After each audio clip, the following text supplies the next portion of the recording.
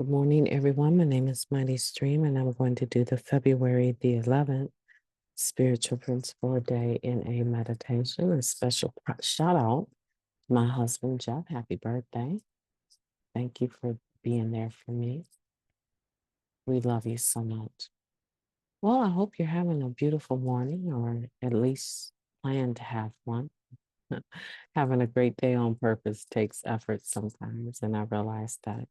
Let's go ahead and get into the meditation, see what we have. Oh, okay. The title is Strategies for Optimism. Being spiritually awake, we can see the miracles that surround us, even when life is difficult. And that comes from the Living Clean book, chapter 7, Awakenings. Optimism is one of those spiritual principles that, perhaps too simplistically, gets merged with a personality trait. It's true that some of us easily see the positive side of things because that's who we are. But more of us are wired differently. For those of us who aren't born optimists, we can use optimism as a strategy to shift our perspective. It takes effort, sometimes enormous effort, to open our eyes to see life's bounty and beauty during dark times.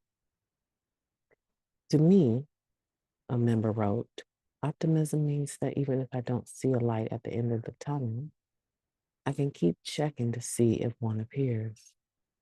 And the miracle is that it eventually does, even if it's tiny.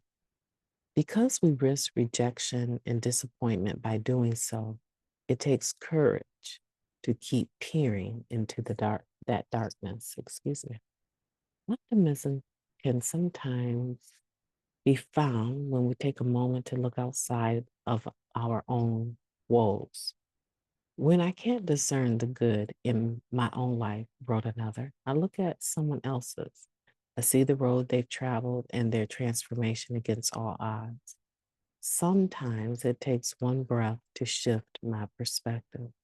Other times, I need a crowbar. When we look only at ourselves, we're self-obsessed, obsessed with what was taken away from us or what we never had. Let me repeat that. That seems like an awkward sentence. When we look only at ourselves, we're self-obsessed, obsessed with what was taken away from us or what we never had.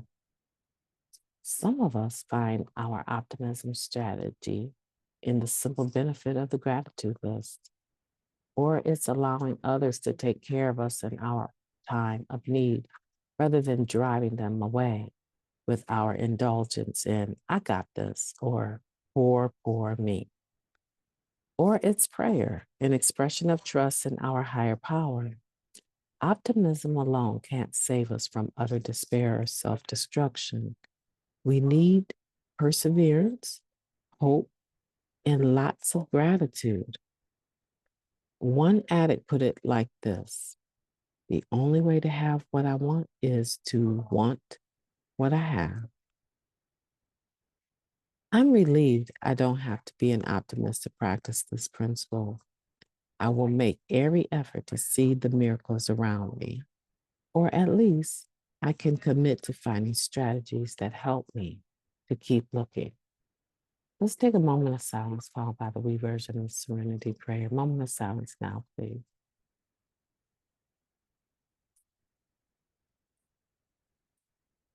Thank you. God, grant us the serenity to accept the things that we cannot change, courage to change the things that we can, and the wisdom to know the difference just for today. Please and thank you. So we're talking about the strategy of optimism, the ability to look at negative things in a positive light, the ability to expect positive things to happen, the ability to make the best of a bad situation. For instance, I just did the Just for Today meditation for today. And at the end, I talked about having a beautiful day on purpose takes effort. And that is exactly what this is about. It's talking about being able to use optimism if it's not a natural part of your personality trait. Being able to use optimism in a positive way is a strategy, right? For positivity, as a strategy for living through hard times, living through your situation, living through, the initial stages of the disease of addiction, or living through a death of a loved one. Or there's so many things that we can use optimism for to help us get to the other side. And have you ever heard when people say, do you look at the cup half empty or half full? Well, most people start out with a full cup of anything, right? And they drink it down and then it becomes half empty. Very few people will say, yeah, that coffee is so good, it's half full. No, most people drink their coffee and they'll say, "Ah, it's half empty. I need a warmer. I need to fill that back up with some hot coffee," right? Or whatever it is. I just believe that optimism is developed. There's some people that are, actually, optimistic naturally, but the majority of us are not. It takes effort to be able to look at a situation and see the light at the end of the tunnel. It takes effort because if we're being honest, we deal with life on its own terms, stuff come up, and we're not even most of the time conscientious of how pessimistic we are. Most people don't know how pessimistic another person is right off the bat until they get to know them. You're like, why are you always whining? Why are you always down? Why do you always look like you just lost your best friend? Why do you always project negatively into the future? Don't you know that what you say you have is what you're going to have? And I like this statement, right? Talking about wanting what we already have, right? I like that statement. Is being able to look at whatever situation you have and appreciate it for what it is. Appreciate it for what it is. I learned something many years ago, and I'll let you go with this. I learned something many years ago. A boss of mine was saying,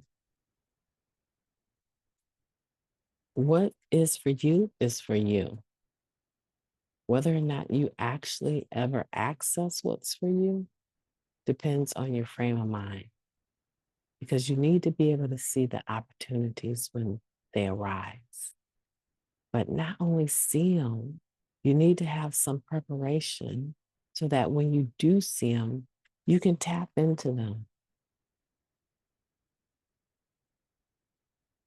That takes effort. That takes the ability to plan, to work towards a goal, and maintain that work that you're doing. And so I just want to speak to that you came into Narcotics Anonymous for a reason, and probably are very pessimistic about all the reasons that brought you here. But hey, we've met, and many of you have made really great friends as a result of being in the program. Let's be optimistic about that. Let's be optimistic about having a cup that's half full. Let's be optimistic. How about this one? Let's be optimistic that we were able to wake up and enjoy another day of life. Because I guarantee you, in the city that I come from,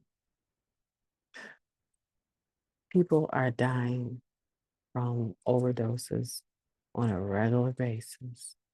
Parents are waking up to bad news about their children